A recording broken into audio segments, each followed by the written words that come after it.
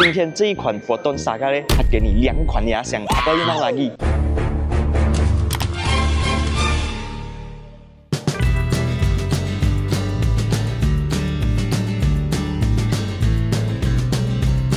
那今天要为大家带来的呢，就是来自70迈的 T800，还是业界首创的前后4K， 来自 Sony Star-Vis 2的超高清镜头啊，而且还有多一颗镜头可以拍摄车内情况 ，3 channel 的 HDR。我们在过一些桥底的时候，那个光线突然一下变暗一下变亮，都不会有太大的影响。我最喜欢的一个点就是它有 WiFi 6啊 ，WiFi 6也就是讲我们在下载一些画面的时候，可以通过手机软件更高速的下载。 当然，70迈的高端产品呢，肯定少不了 built-in 的 GPS 啦，还有比较简易的 ADAS 功能 ，Lane Departure Warning 啦，前车启动了过后的提醒啊，等等，在这一套 T800上面都可以找得到。当然少不了 Smart Parking Guardian Mode 这个东西呢，就有点像我们 Tesla 的 Sentry Mode 啦。我都为我的 Tesla Model Y 安装了这一套70迈的 T800，你还在等什么？赶紧到影片左下角这边点击进去查看来自70迈 T800的价格啦。那现在就让我们回到今天的主要影片内容啦 ，Let's go。Yo， 我是欢迎回来 Rider ATS， 我是阿豪。 我是阿维 ACS。Proton Saga 作为我国备受关注的一款 S-segment 舍单车型，也是许多年轻人买车的第一个考虑。那相信大家呢，最近在网络上应该有看到许多关于这个 All New Proton Saga 在路上测试的画面了啦。今天就让我代表 Rider ATS 来为大家带来这款全新的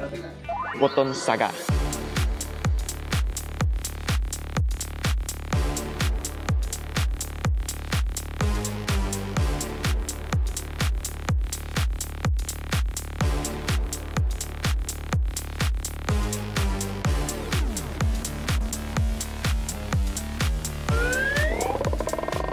OK， 首先我来讲这一款 All New Proton Saga 的重头戏，也就是它的 engine。这款 All New Proton Saga 采用的是4缸 IGT 的引擎，然后重点来了，这款 All New Proton Saga 呢，还用的是我们马来西亚人最喜欢的 timing chain。很多人就讲，哎呀 ，timing belt 很容易断啊，什么东西。这次这款新的 Proton Saga 给你的就是 timing chain， 所以你还要讲什么？这辆车还有一个重点就是它的压箱。那讲到压箱呢，我们最常见的压箱就是 AT 还有 CVT 嘛。那讲到 CVT， 很多人可能就讲，哎呀，又是 CVT。那如果是 AT 的话，很多人讲。 哎呀 ，AT 很耗油。今天这一款 Proton Saga 呢，它给你2款压箱。如果是 Standard 的话，它给你的是 4AT 的压箱。那如果是最高配版本，它给你的是 CVT 的压箱。apa you mau lagi？OK， 接下来我们来看一下轮胎的部分。那这一款 All New Proton Saga 呢，一共有分3个，一个是 Standard， 一个是 Executive， 一个是 Premium。那它3个的尺寸都不一样。我们看到的这一款呢是 Premium 的版本，采用的轮胎呢是 Atlas 的 AS380 轮胎。那么它的尺寸呢是185、55、25。然后你可以看到它的 Rim 啊是采用这个 Dual Tone 的设计，然后这个 rim 呢，它不同的 spec 有不同的 design， 然后它的 rim 跟旧款一样是4个孔的 ，OK， 然后这款 All New 的 Saga 呢，它的 brake 是跟旧款的 Saga 是一样的，是前面 disc brake， 后面 drum brake。OK， 因为是 All New 的 Proton Saga 嘛，所以在 Exterior、Interior 都会有大刀阔斧的改革。接下来我就把这一 part 交给 Jasmine 小魔力来主持啦。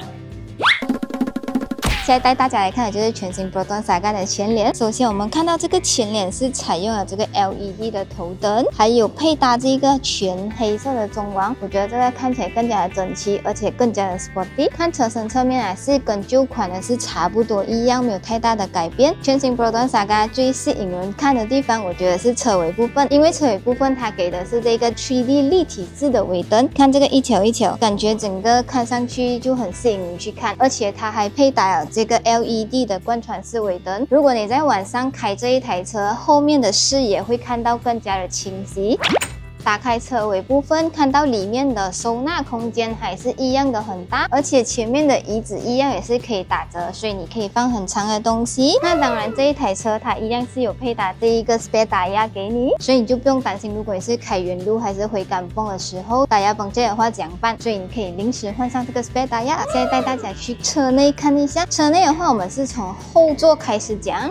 一坐进来这个车后座啊，最大的改变就是之前的 Proton Saga Premium S 是双色，而且它是 Half Leather 的这个椅子，但是现在这一个 Full Spec Premium 是采用 Full Leather 的椅子，它的这个后面椅子的倾斜角度，我觉得以这个 S-segment 车款来讲的话，我觉得已经是蛮斜了的。如果是坐小家庭，可能2到3个人坐后面，我觉得没有太大的问题。而且这个新的 Saga 它也没有牺牲掉这个头顶的位置，一进来前面最吸最引人的地方就是这个中控的位置，它现在是用这个悬浮式的 screen， 它是9寸的 screen， 再配搭7寸的这个米德，是连排式的设计。这个设计感看起来就比较整齐，不会这边一个啊，这边一个这样子。我自己还蛮喜欢这一个设计啊，而且现在很多车都是以这个连排式来设计这个中控的 design。这一台车它还给了你无线的 Apple CarPlay 和 Android Auto， 所以你不需要再把你的电话放在支架上看 weather。那冷气和风速还是一样用这个旋钮型，中间还是有这个 button。我觉得如果在开车用这个旋钮型和有 button 的话，我觉得会更加来的安全，比较方便可以按。电动来讲的话，还是一样在这个位置，但是它不是采用自动手刹车，它还是一样用这个传统手刹车。那当然这台车是采用 push start button 啊。前面的椅子坐上去，我感觉比旧款的来的更加有包覆性，而且它的这个 span 是软软的，它不会好像坐上去整个很硬邦邦的那个感觉。我觉得前方坐上来还蛮舒服，而且这个椅垫它的那个支撑啊，我觉得还蛮舒服的。你看刚刚好支撑我的脚，虽然我的脚有一点短啊，而且这一台 Saga 它还给了你齐全的 ADAS 系统。那外观和内饰我们都看了，现在我们要带大家去测试场地，测试这一辆全新的 Proton Saga 它的操控感如何 ？Let's go！ 所以我们现在是来到这个 Proton 的试驾场地，等下会以几个环节来试驾这个全新的 Proton Saga 的操控感。Let's go！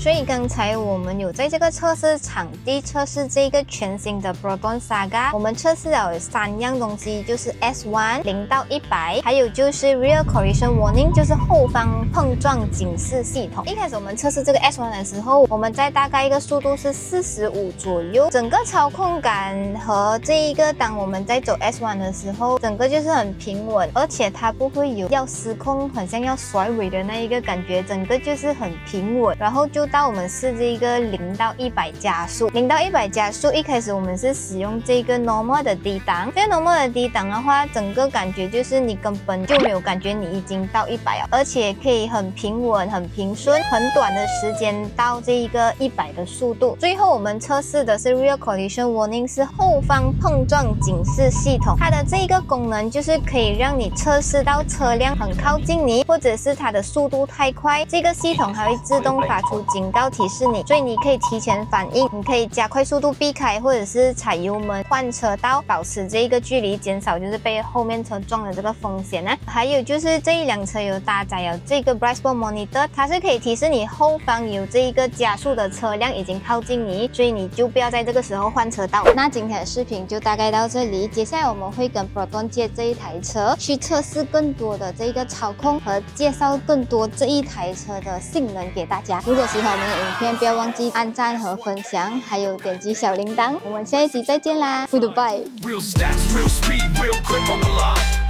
We ain't influencers, we ain't no clowns. But we're rap, we hold it down. Real test drives, real reviews, no factory scripts. We speak the truth. From Sapine to the streets, push it to the edge. Feel the G-force balance on the razor's edge. Don't talk to me.